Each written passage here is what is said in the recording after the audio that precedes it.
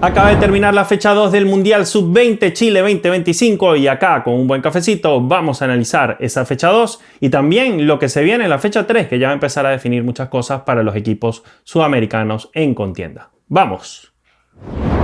Buenas cafeceros, bienvenidos a Cafecito Gol, donde nos tomamos un buen café mientras hablamos del fútbol sudamericano. Mi nombre es Rafa y estoy acá para acompañarlos con respecto al tema del Mundial Sub-20 desarrollado en Chile, un mundial que se ha puesto muy bueno, que ha dejado cosas muy interesantes, sobre todo selecciones que se empiezan a proyectar como principales candidatas al título que por allí no teníamos, ¿no? Entre estas selecciones, obviamente, la selección de Marruecos, la selección estadounidense, que han metido algunos batacazos, la selección mexicana, que ha tenido un buen torneo, pero la duda y la pregunta que corresponde a este canal es ¿qué pasa con las selecciones sudamericanas? Y realmente, salvo Argentina, que hasta el momento se ha proyectado como una de las mejores selecciones del torneo, una Argentina que gana sus dos primeros partidos y el segundo de forma muy sólida, ganándole 4-1 a Australia, de eso vamos a hablar. Más allá de Argentina, hay selecciones que por allí nos dejan algunas dudas. Recuerden que junto a Argentina está Chile, la anfitriona, está la selección Colombia, que también ha mostrado momentos de muy buen fútbol, pero que no pudo pasar del empate contra Noruega 0-0 en esta fecha 2. También lo vamos a analizar. Está Paraguay, que pese a una expulsión contra Corea del Sur, logró sacar un empate que es importante de cara a la clasificación a la siguiente ronda. Una selección paraguaya que ya tiene 4 puntos. Vamos a hablar también de ese partido. Y por supuesto, además, está la selección brasileña, que de las 5 de Conmebol en esta contienda es la que más está sufriendo y está más cerca de quedar eliminada y va a tener que definir contra la selección española su pase a la siguiente ronda, pero que está bien en riesgo porque además ha perdido contra la selección de Marruecos 2-1 y venía a empatar con México 2-2. Está complicada Brasil, vamos a hablar también de ese 1-2 contra Marruecos acá en este video. Tengo mucha información para darles, voy a tratar de ser lo más conciso posible. Ustedes saben que a mí me cuesta un montón, por eso me tengo que tomar un café con ustedes, porque acá se habla de más. Pero bueno, hoy vamos a tratar de ser más concisos. Lo único que les voy a pedir antes de empezar, hablando del primer partido que va a ser Colombia y Noruega, que recién acaba de terminar, lo único que les voy a pedir es que por favor se suscriban a este canal y le den like a este video. No les pido más, queremos seguir creciendo, vamos a cubrir este evento hasta el final, como todos los relacionados a los eventos donde participan selecciones sudamericanas y también clubes, ¿no? Bueno, vamos a empezar hablando del Colombia-Noruega, un poco lo que les prometí, ¿no? Partido recién acabado, un partido que queda 0-0, donde Colombia fue más que la selección europea, una selección noruega que no fue a especular, obviamente trató de aportar lo suyo, de hacer su partido, pero al verse obviamente un poco superada por una selección muy física y muy rápida como la colombiana, al final tuvo que sostener el resultado y le sirvió muchísimo un 0-0 que a ambos los deja como virtuales clasificados, obviamente teniendo en consideración que van a clasificar los dos primeros de cada grupo y que hay una gran chance de clasificar de uno de los mejores terceros. De todos los grupos que hay en esta competición, que son 6, van a clasificar los 4 mejores terceros. Entonces hay grandes chances para la selección Colombia ya de estar en la siguiente ronda, pero no ha terminado de sellar su pase. Una victoria le hubiera significado esto, pero ha quedado allí a puntito. Digamos que tiene un pie. Entonces, buen resultado para Colombia y Noruega. Una Colombia que empezó teniendo full el balón. Digamos que al principio estaba 80-20, después esto se puso un poco 65-35, pero esa posesión de balón de Colombia no tenía la mejor intención, es decir, una posesión que muchas veces era superflua, con muchos imprecisos, sobre todo faltando paciencia en la mitad de la cancha. Digamos que allí el medio campo colombiano no tuvo la finura que sí tuvo en ese primer partido, en el que pudo resolver mucho mejor contra la selección, muy dura selección de Arabia Saudita, a la cual le ganó el primer partido. Esta selección colombiana que en el medio campo estuvo con Kenner González, con Rivero y con Barrera, obviamente Barrera siendo, al menos para mí, el mejor jugador de esta selección colombiana en esa línea de 3, en ese 4-3-3. Creo que Barrera es un jugador muy impetuoso, es un interior que tiene muchísimo alcance en las jugadas y que también tiene llegada al área, pero que funge muchas veces también como uno de los relevistas para cubrir y ayudar a la defensa colombiana. Pero no estuvo tan preciso al principio del encuentro y tampoco lo estuvo Kenner González. Entonces, bueno, Colombia sufrió algunas pérdidas que significaron que tuvieron que retroceder ante unos noruegos que en los primeros minutos de juego se mostraban bastante, pero bastante rápidos. Pero bueno, Colombia tiene una muy buena defensa, sobre todo protagonizada por Simón García, este jugador número 2 que ya lo habíamos referenciado en el primer video sobre la fecha 1. Es un jugador muy bueno de Atlético Nacional que hay que ponerle el ojo porque tiene mucha proyección, tiene muy buena salida, tiene muy buen juego aéreo y bueno, también muy buena defensa, buena barrida y estuvo muy pendiente de los embates noruegos en ese primer tiempo. Hubo un penal para Noruega al minuto 18, una mano de Simón García, pero se acudió a la tarjeta verde y se cobró una mano en posición natural. Por lo tanto, digamos que no terminó valiendo ese penal. Yo personalmente creo que sí fue penal. Creo que esa mano termina desviando una pelota que pudo haber ido a gol y si bien era una posición natural, no era posición antinatural y si bien no había intención, creo que estas jugadas deben cobrarse y creo que se salva Colombia en esta oportunidad. Pero bueno, salió bien para Colombia y acá obviamente como parte teniendo un canal sudamericano, estas cosas se celebran como un gol. Bueno, ya lo decía, Jordan Barrera perdió varios duelos como interior, después se fue acomodando. Esta es una selección, esto lo quería acotar, esta es una selección, la de César Torres, que tiene muchos rasgos similares a la de Néstor Lorenzo en la mayor.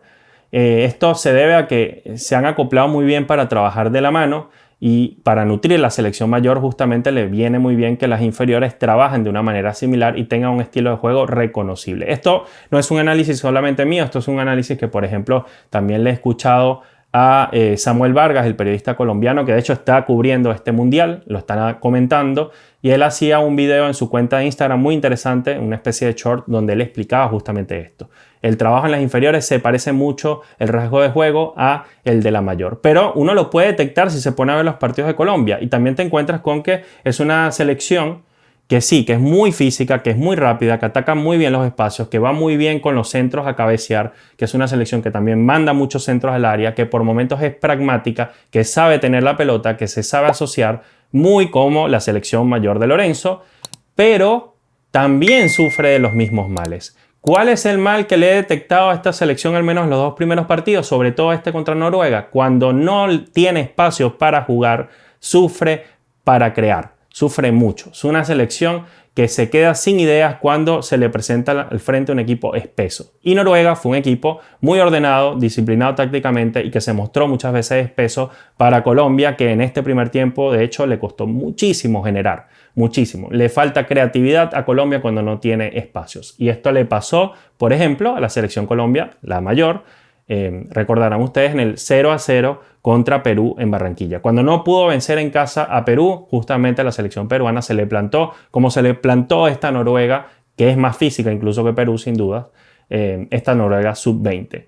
Y muy ordenadamente, de forma muy disciplinada desde lo táctico, hizo que Colombia no pudiera fluir con sus ideas en ese primer tiempo. Así que bueno, vemos las partes positivas y las partes también negativas de este tipo de selecciones colombianas que tienen que resolver justamente esto para poder competir al más alto nivel en este mundial, si es que lo quiere ganar y por supuesto si quiere competir para ganar el mundial de mayores.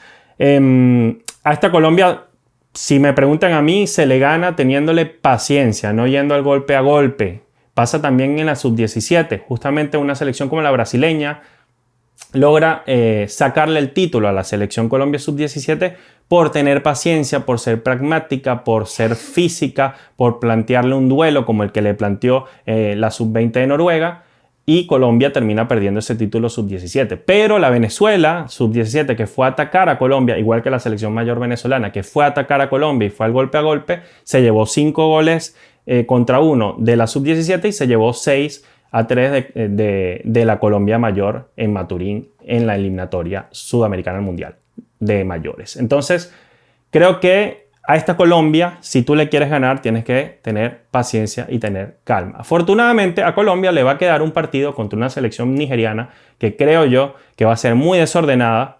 Sí va a ser muy peligrosa el ataque, pero que al seguramente ir a buscar los espacios y atacar con velocidad y al golpe a golpe se le van a abrir muchos espacios a esta selección Colombia que creo que le va a terminar haciendo 1 o 2 goles al menos para terminar pasando de ronda sin problema. Una Colombia que ataca mucho por las bandas, que en este partido contra Noruega tuvo que, ante la imposibilidad de manejarse por dentro, por el medio del campo, y de no tener creatividad, no encontrar espacios, tuvo que buscar las bandas y buscar individualidades, buscar desbordes, un regate, un balón en largo, picar al espacio, mandar centros al área por debajo, por arriba. Eso fue lo que intentó todo el primer tiempo Colombia. Luego hay un par de jugadas de córner que terminan ganando por arriba Colombia. Por ejemplo, Mosquera, que tuvo una muy buena cabeceando al área, elevándose un montón, como lo haría Yerry Mina justamente en la mayor. Son jugadores de contextura similar. Con el ingreso de Romero y Canchimbo hubo frescura, se aportó mucha frescura desde la banca para empezar a atacar un poco más a la selección noruega, y Noruega empezó a sufrir bastante en el segundo tiempo. Se cansó Noruega, se veían a los jugadores.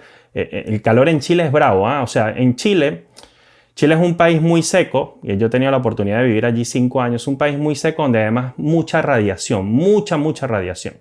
Y se notaba en la cara de los jugadores noruegos lo rojo que estaban, parecían unos camarones. Obviamente jugadores muy blancos, no acostumbrados a este tipo de condiciones donde la radiación es muy alta en ciudades como donde estaban jugando el partido, que si mal no estoy, creo que fue o en Talca o en Valparaíso, creo que fue en Talca. Tengo que chequear. Y le pesó, se terminó agotando la selección noruega y terminaron prácticamente insolados todos sus jugadores. Mira, vamos a chequear acá estadísticas, pum pum pam, alineaciones. No sé si puedo conseguir el nombre del estadio acá tan rápido, pero bueno, al final, para hacer el cuento corto, Colombia encimó a la selección noruega. O sea, se le vino arriba y pues le terminó costando. Sí, fue en Talca, acá está, Estadio Fiscal de Talca. Le terminó costando bastante el partido a Noruega al final, pero no pudo aprovechar la selección colombiana para dar el golpe sobre la mesa, para dar el batacazo y terminar de sellar su clasificación directa. Fue figura el arquero noruego Faust Kanger, jugador de 17 años, la verdad que estuvo muy bien. No es que tuvo que participar 5, 6, 7 veces, Colombia tampoco tuvo demasiadas claras, pero sí tuvo un par que fueron providenciales. Colombia metió 2 pelotas al palo también, esto es algo que no se me puede olvidar. Y bueno, poco más. Partido 0-0. Decían de hecho los comentaristas que era raro ver en mundiales sub-20 participaciones de Colombia sin marcar goles, y mucho más aún un 0-0. Y bueno, se terminó dando un partido que, repito, a Noruega le viene muy bien ese empate, y con estos 4 puntos de ambas selecciones, porque también Noruega ganó su primer partido, ambos se posicionan para clasificar al menos como mejores terceros de su grupo. Creo que tiene mucho por mejorar Colombia, pero creo que también es de esas selecciones que puede empezar de a poquito, que además se sacó un rival muy fuerte como Arabia Saudita con victoria, y creo que en una segunda ronda puede volverse mucho más peligrosa, sobre todo porque en este tipo de climas más fuertes, aunque no es que está haciendo demasiado calor ahora en Chile, pero si hay mucho sol directo, poca capa de ozono, creo que Colombia puede terminar imponiéndose a más de un rival que le cueste el tema climático. Bueno, vamos con el siguiente partido. Y tenemos acá que vamos a hablar rápidamente de lo que pasó entre Brasil y Marruecos. Decepcionante lo de Brasil, hasta el momento esperable además, porque ya habíamos dicho que Brasil es una selección muy tosca, una selección que es muy física, que es muy poco brasileña, que es muy poco de juego bonito, que es demasiado directa y demasiado pragmática, que no parece Brasil, que parece un rival europeo. Se parece más Brasil a Noruega que lo que se pueda parecer hoy a Colombia. Me refiero al sub-20. Aunque en la mayor también hemos visto uno que otro rasgo de esto. Marruecos parecía más brasileña que Brasil, y Marruecos le gana el partido a Brasil como hubiera ganado un equipo brasileño sub-20 de años atrás. Rapiditos, extremos picantes, jugadores habilidosos, regate, gambeta, asociaciones. El juego bonito apareció del otro lado. Una Marruecos que además ya le había ganado 2-0 a España, que es una selección de calidad asociativa también en esta sub-20. Creo que menor la España de ahora a la de otros años, y Marruecos termina clasificándose ya de forma directa a la siguiente ronda a falta de una fecha. El resumen más o menos fue así. Brasil empezó atacando de forma directa y pragmática, ya lo decía, tira muchos centros al área. Allí por lo general la suele bajar Luigi, que creo que Luigi es el mejor jugador de esta selección brasileña, junto a Igor Serrote, el lateral derecho, Luigi delantero, Igor Cerrote lateral, pero que pisa mucho el área, que a veces parece un 9, es una especie de Hakimi, solo que más portentoso, más rápido y más fuerte. Bueno, Hakimi es rapidísimo, pero digo, más fuerte, no, más alto, a eso me refiero. Igor Cerrote, que lo vimos jugar un muy buen sudamericano sub-20, que además tiene mucho carácter. Si fuera yo Ancelotti, ojalá, pero yo que Ancelotti empiezo a convocar a este jugador a la selección mayor, porque entre Wesley y Wanderson creo que no es que haya demasiado futuro en el lateral derecho de la mayor brasileña. Entonces, bueno, Cerrote es jugador distinto, Luigi es un jugador que como delantero tiene muchos recursos para resolver, pero no estuvieron finos de cara al arco en este encuentro. Sobre todo Luigi, que tuvo varias y se las terminó sacando todas el portero marroquí, que fue figura al inicio. De hecho, tuvo dobles, triples atajadas el portero de Marruecos. Pero Brasil empezó a desatender las bandas. Brasil, en su ímpetu de buscar juego directo, perdía la pelota muy rápido también en el medio campo. Y cuando quedaba mal parada, sobre todo con Leandrinho por la banda izquierda, sufrió demasiado los embates del equipo africano, y de hecho así llega el primer gol, un golazo de tijera casi chilena de jugador Mamá. Golazo, repito, pierde en la marca en el duelo Leandrinho por la banda izquierda. Le pasó muchas veces durante el encuentro que perdía por ahí, y a diferencia de Igor Cerrote no tiene la misma solvencia para defender, no es un jugador que tampoco se proyecte de la mejor forma, no es el jugador más digamos más útil para poder mandar unos buenos centros, y de esa manera llega el primer gol.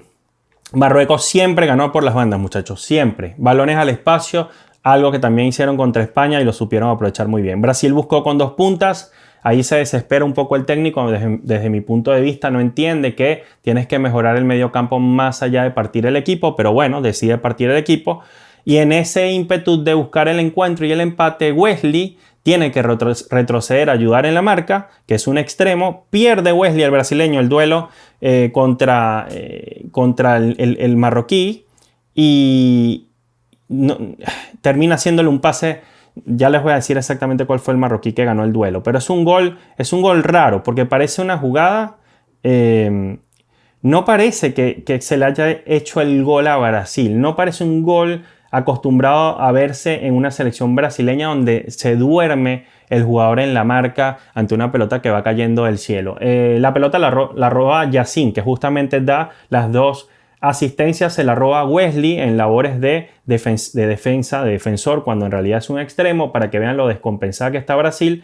En esa dormida ahí en pleno medio del campo, cercano al área, pues avanza Marruecos, viene ese pase del extremo marroquí Yacine, y se la pasa a Sabiri para marcar el 2-0. Ahí el partido murió. O sea, allí el partido, digamos que lo terminó de dormir Marruecos. Obviamente Brasil iba a seguir intentando, como siempre, por el juego directo, además apostando a que tenía 2 delanteros, pero no fue suficiente. Luigi falló las que tuvo, y al final hubo un descuento tras un remate que hace Luigi con un centro muy lindo, que le manda justamente Wesley, que sí tuvo un buen partido al ataque, aunque cometió ese error en defensa. Wesley mandaba centros muy precisos, le manda un centro de izquierda hacia el medio muy lindo, Luigi remata, la pelota pega en el palo, pero hubo un desvío previo que se terminó cobrando mano, producto de una tarjeta verde, y después esa tarjeta verde, que está interesante, que es la forma para poder ir al VAR, es el recurso que se tiene para poder ir al VAR, y lo saca cada técnico.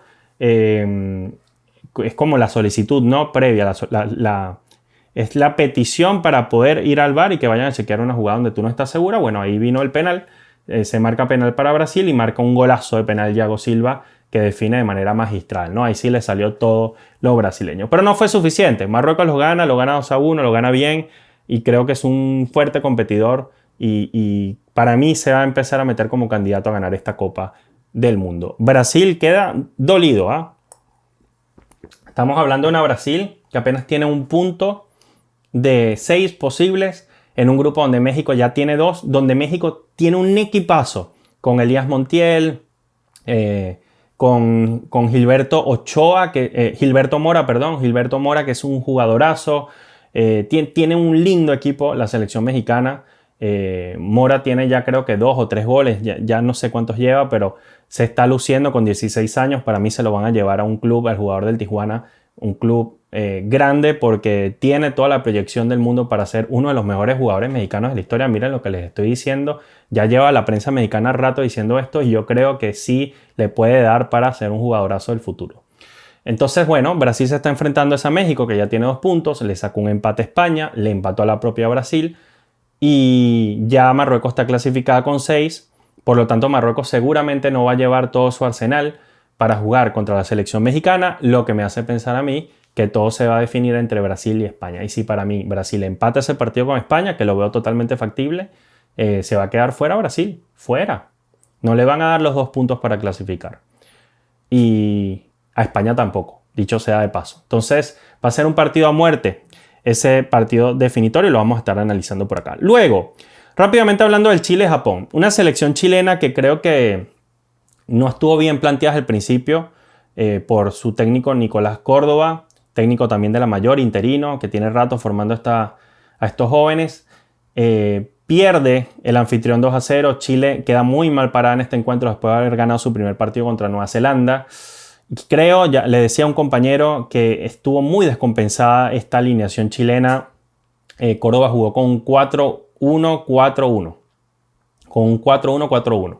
De hecho, la línea que traza, fíjense, la forma en cómo para el equipo Nico Córdoba es con Sandoval de contención como único contención y después, digamos que Chatiliez, que tenía esa medio función de apoyarlo, en realidad terminó siendo mandado como un extremo más por derecha o como un jugador de apoyo en ataque. Entonces estaba Chatiliez por derecha, Emiliano Ramos, que se lesionó por cierto, por izquierda, que es un jugador de vocación 100% ofensiva, es como un segunda punta.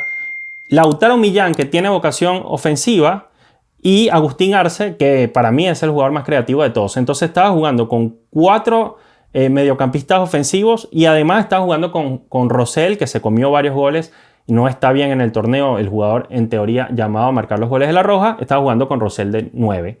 Entonces tenías a 5 jugadores adelante para jugarle a Japón, que es una selección que ya vimos en el primer partido, que es rapidita, que ataca las bandas, que ataca el espacio, que desborda un montón, que ataca con 3, 4, 5 jugadores, como la selección japonesa que estamos acostumbrados a ver en los últimos años. Y así fue que perdió la selección chilena, totalmente desbordado por esta selección japonesa, una selección chilena que no le pesó la mitad de la cancha y tiene todo el sentido del mundo porque cuando, repito, revisas la alineación, se nota bastante.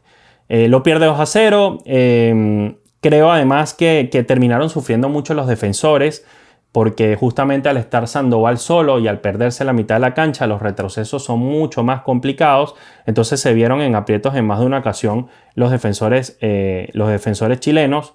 Y repito, para mí esto es responsabilidad de un mal planteamiento técnico. Gargues, Matías Pérez, que se lesionó rechazando mal los balones. De hecho, así viene uno de los goles, rechazando el medio, incómodos. Le ganaban mucho las espaldas por abajo y por arriba. Duro partido para Chile, que lo sufrió más de la cuenta. Además, a Chatiliez se le dio la oportunidad de ser titular, un jugador que yo venía pidiendo, el del Huesca, lo quería ver de titular, pero creo que con una responsabilidad mal adquirida, con un rol muy mal definido, el jugador también termina sufriendo y comete, de hecho, el penal para abrir el marcador de los japoneses 1-0. El arquero chileno Mella hizo lo que pudo. A mí me parece un muy buen arquero. Me parece que Santiago Mella está a la altura.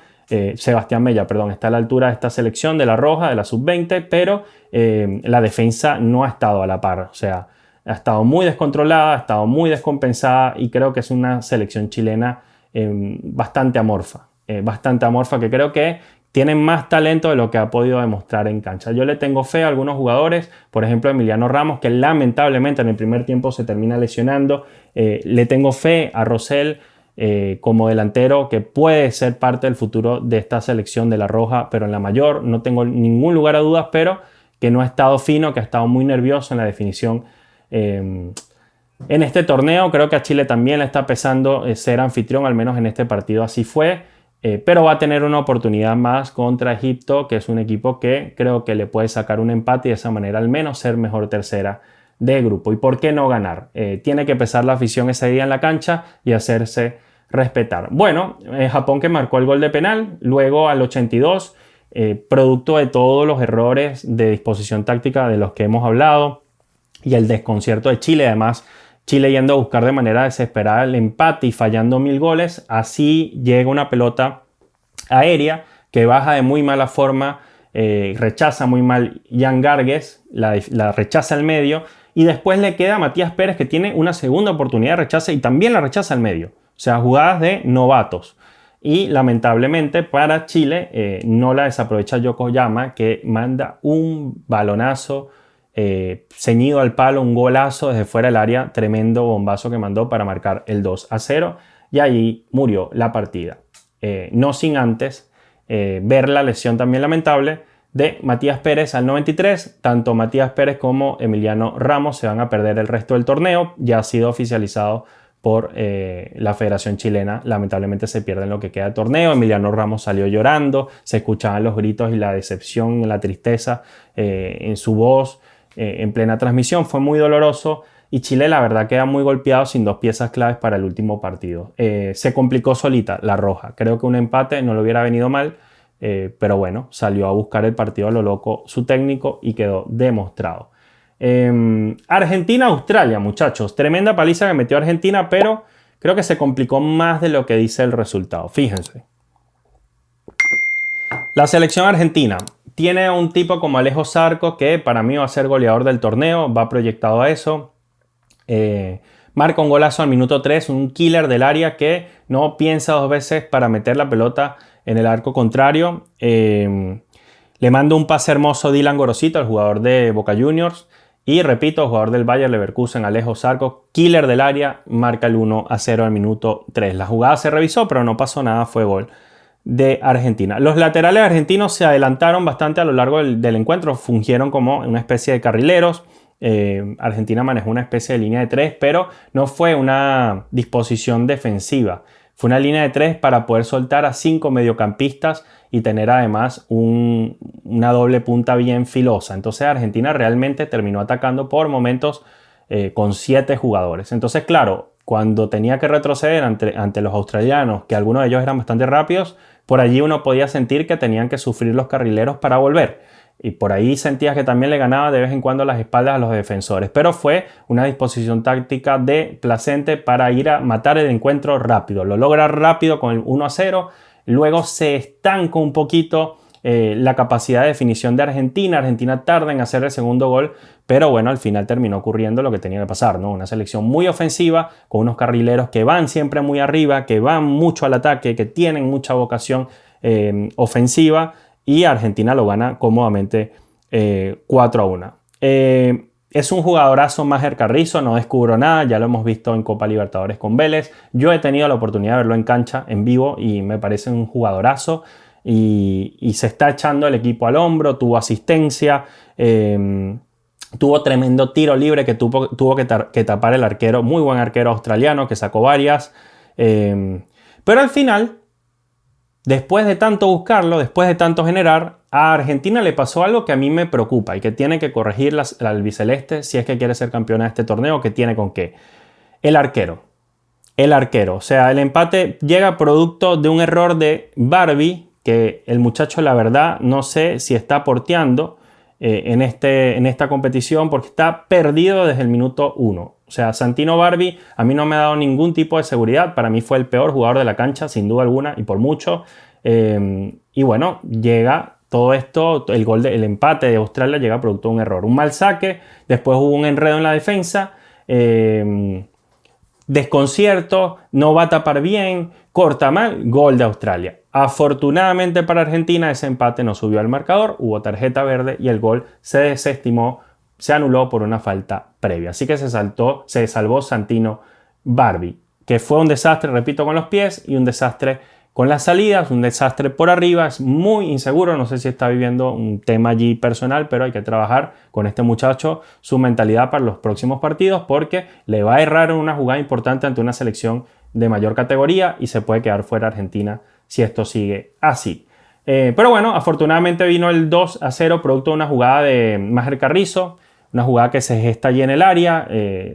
Carrizo se la baja a Tomás Pérez, el defensor, que marca el 2-0. Pero tenía que sufrir de manera innecesaria Argentina nuevamente por errores en defensa, nuevamente por el desconcierto atrás. Creo que Argentina tiene que ajustar la línea defensiva. Estuvieron flojitos Pierani y Ramírez. Y obviamente, si además de esto, estuvo muy bien Pérez, ¿no? Obviamente como líbero. Pero ya por los costados, Pierani y Ramírez no me ofrecieron las mismas garantías. Y además de eso, tienes un arquero que está perdido en el campo. Hay un desconcierto en defensa generalizado. Y de esta manera, por un mal cálculo, un error grosero de Barbie, termina llegando el gol del descuento. Y empieza a sufrir Argentina porque Australia buscaba el empate, tuvo unas aproximaciones muy peligrosas, pero el equipo se lo termina montando al hombro un jugadorazo como Álvaro Montoro, jugador de Botafogo, el 10 de esta selección, que es un gran jugador, gran jugador. A mí personalmente me encanta, además a David Ancelotti en Botafogo le ha caído muy bien este joven jugador Montoro y tuvo varios remates cercanos al palo, tuvo que intervenir el arquero, metió un trayazo al palo espectacular. Además aparecieron Zubiabre, Santino Andino, Zubiabre marcó un gol. Se arregló Argentina con la entrada de algunos jugadores, con la inyección de frescura que tiene en la banca. Es una selección que tiene variantes muy interesantes. Fíjense, entró Zubiabre, entró Prestiani, nada más y nada menos el jugador del Benfica. Entró además Andrada, entró Villalba y entró Santino Andino, que terminó marcando el gol número 4. Otro jugadorazo andino que suele ser titular en esta selección y cuando no lo es a veces hasta se siente. Entonces, es un equipo muy bravo, lo gana cómodamente Argentina, estaba 2-1, marca los 2 goles prácticamente cerrando el partido, al 83 al 91, pero termina ganando como una selección que tiene para ganar este torneo. Tiene suficientes jugadores para arremeter contra el que se le ponga al frente. Tiene que cuidar la defensa y yo consideraría revisar al arquero, aprovechando que Argentina con este resultado ya se clasificó, está en la siguiente ronda, yo aprovecharía para probar a un segundo arquero en el caso, y por qué no a otros defensores en el caso de una emergencia. Vamos a analizar, repito, antes de avanzar, Argentina clasificada. Es, de hecho, Argentina la única de Sudamérica clasificada de momento a la siguiente ronda y con todo el mérito del mundo. Vamos a avanzar ahora sí con el Paraguay, Corea del Sur y con esto vamos a cerrar. Bien, Paraguay ataca mejor de lo que defiende. Y esto parece una frase contraria a lo que uno esperaría de un equipo paraguayo. Esta Paraguay que en el sudamericano logró ganarle, por ejemplo, a Argentina 3-2, pero que venía de perder, ya lo he dicho, su primer partido, su segundo partido, si mal no recuerdo, 6-0 contra Uruguay, que al final Uruguay se quedó fuera del Mundial. Entonces es una Paraguay ambivalente, es una Paraguay que un día te amanece muy bien, un día te amanece muy mal, un día te recibe 4 goles, un día te marca 5. Y creo que no ha podido mejorar eso desde el sudamericano sub-20. Mantiene esa dinámica. Y en ese tipo de situaciones, algunos jugadores de forma muy temperamental cometen errores groseros. Pero en términos generales, para mí esta albirroja ataca mejor de lo que defiende.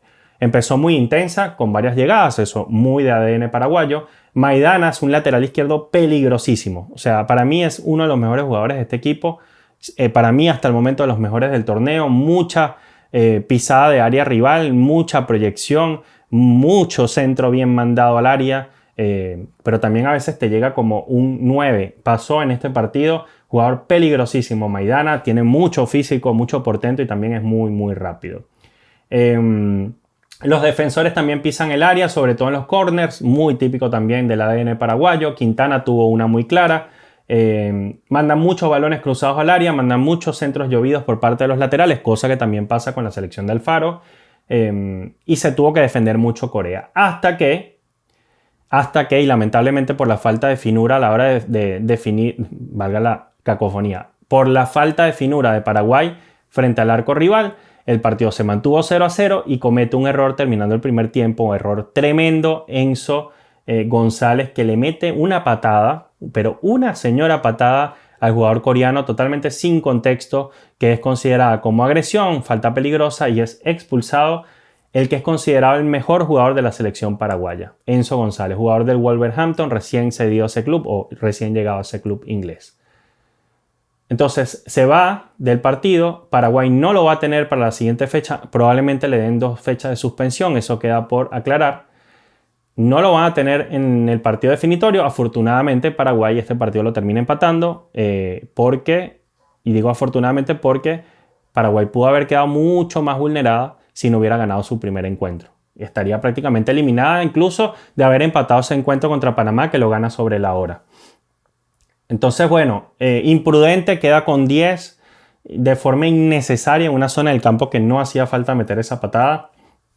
Queda con 10 Paraguay. Y ahí crece Corea.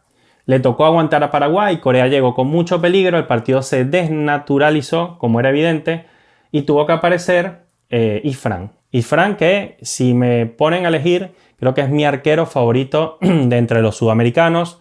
Junto al chileno podría ser. Creo que son dos de los mejores arqueros sudamericanos actualmente o que están en esta contienda. El arquero de Colombia también es muy bueno. Ojo con eso. De hecho, no ha recibido goles.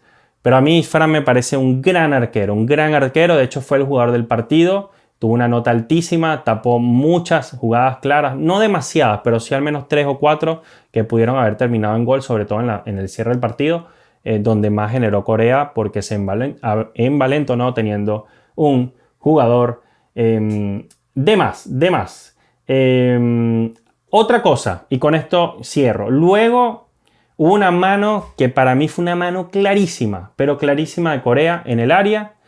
Esta jugada se revisó y vaya usted a saber por qué el árbitro del partido no cobró penal. Creo que con esa jugada Paraguay se hubiera clasificado de ronda. Seguramente hubiera habido penal y se hubiera marcado. Pero bueno, no lo vamos a saber porque el árbitro definió que no era mano cobrable. Yo todavía no entiendo cuáles son las manos cobrables y no cobrables en el fútbol moderno. Creo que ustedes tampoco. Y miren, muchachos, estamos cerca del siguiente Mundial de Fútbol en el año 2026 y yo no quisiera más polémicas con respecto a penales, penalitos, manos no cobrables, porque es que no nos queda claro el criterio. Para mí fue robado Paraguay en esa jugada que le pudo haber servido para ganar con un hombre menos y poder llegar a esa última fecha con la tranquilidad del cupo asegurado sin tener, repito, a su mejor hombre, Enzo González, que se fue expulsado de manera irresponsable. Creo que todo está listo para que Paraguay con un empate clasifique, incluso hasta con una derrota podría clasificar. Creo que la selección colombiana tiene todo para clasificar en un grupo sumamente difícil, en donde ya se sacó la responsabilidad de enfrentar a dos rivales muy duros.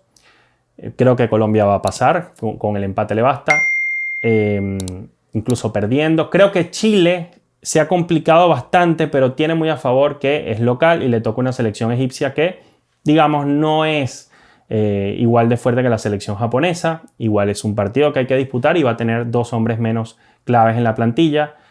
Pero Chile podría pasar. Creo que se ha comprometido de manera innecesaria. Un empate con Japón le hubiese servido, pero le favorece haberle ganado a Nueva Zelanda. Y creo que, bueno, ya Argentina clasificada, está súper tranquila. Creo que va a terminar ganando esa última fecha y va a ser 9 puntos para avanzar sólidamente como primera de grupo. Pero creo que Brasil está a punto de quedar eliminado. Entonces, este es mi último comentario con este cafecito. Les digo que si Brasil queda eliminado, es bien merecido. Es una selección brasileña campeona sudamericana sub-20 muy pobre. Muy pobre. Pero si la selección brasileña logra ganarle a España, que no sería nada raro, a la suya, jugando raro, jugando muy físico, siendo una Brasil desnaturalizada y bien europea y poco brasileña, si Brasil logra avanzar de ronda como segunda, tercera o primera de grupo, bueno, de hecho primera ya no puede ser porque es Marruecos, ¿no? Pero si Brasil se mete en los papeles con 4 puntos, es lo máximo que podría aspirar Brasil. Si Brasil se mete en los papeles con 4 puntos, avanza de ronda, cuidado con Brasil. Cuidado con Brasil porque incluso Brasil jugando horrible y no siendo Brasil, es Brasil. Y así ganó el Sudamericano Sub-20 y así ha ganado 1000 mundiales y así ha ganado 1000 copas en diversas oportunidades, en diversos contextos. Así que si quieren no ver más a Brasil en este torneo, hay que matarla 2 veces. Acá, que amamos el fútbol sudamericano, apostamos a que la canariña clasifique, avance de ronda para seguir hablando de una selección que siempre va a ser favorita en cualquier torneo FIFA. Gracias por acompañarme, muchachos. Como siempre, con un cafecito. Dale like y suscríbete. Chao.